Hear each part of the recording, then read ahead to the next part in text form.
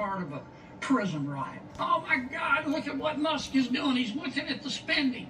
And I've listened to people talk about the process and debate whether it's constitutional and discuss how many lawyers can dance on the head of a pin.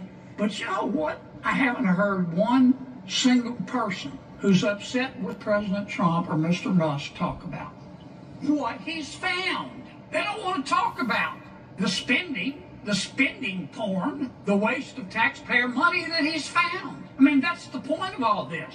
I tell you who is interested, the American people, the people in America who get up every day and go to work and obey the law and pay their taxes and try to educate their kids and try to do the right thing by their kids and try to save a little money for retirement and have had to live through 20% inflation under President Biden. They understand what Musk is doing. They understand spending porn and wasting taxpayer money. Now, Mr. Musk started with the USAID. That handles a lot of foreign aid for America. American people are very generous. In our country, when you're homeless, we'll house you. When you're hungry, we'll feed you. In our country, when you're too poor to be sick, we'll pay for your doctor. And we send a lot of money overseas to help our world's neighbors. And the USAID is in charge, in large part, of that. But I'll tell you what Mr. Musk discovered. I find it fascinating. He discovered that the American taxpayers are giving money to Afghanistan. He found that we are giving money to Yemen. He found that we are giving money to Syria. I didn't know that. Some of our foreign aid is going to Yemen, Afghanistan, Syria. He found that the USAID has 10,000 people,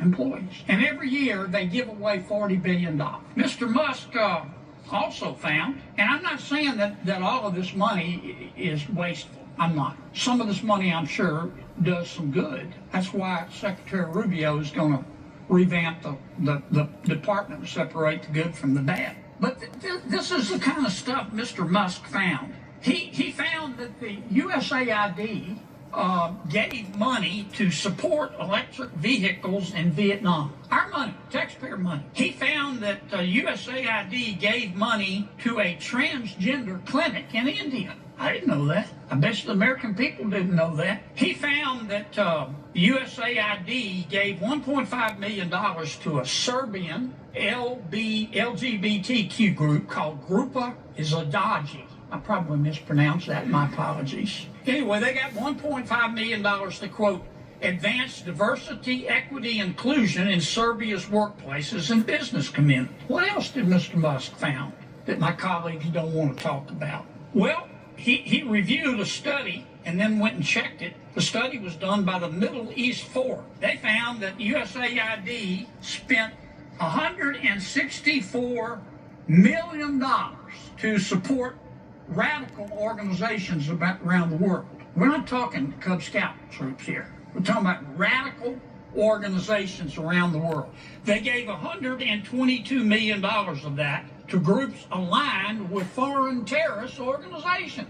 Our taxpayer money. According to this report in Mr. Musk, the USAID has given millions of dollars to, quote, organizations in Gaza controlled by Hamas. Why aren't my colleagues talking about that? Recipients of the money, they found, have, quote, called for their lands to be cleansed from the impurity of Jews. That's what we're giving foreign aid to. What else? I'm not going to spend my whole time talking about this, but nobody else is talking about it. They're just talking about the process, and Mr. Musk, and he's a mean guy, and he shouldn't be looking at our spending. Well, he is. And I kind of find what he's found out interesting. He found that we gave $2 million, USAID did, for sex changes in Guatemala. He found that we gave $20 million to produce a new Sesame Street show in Iraq.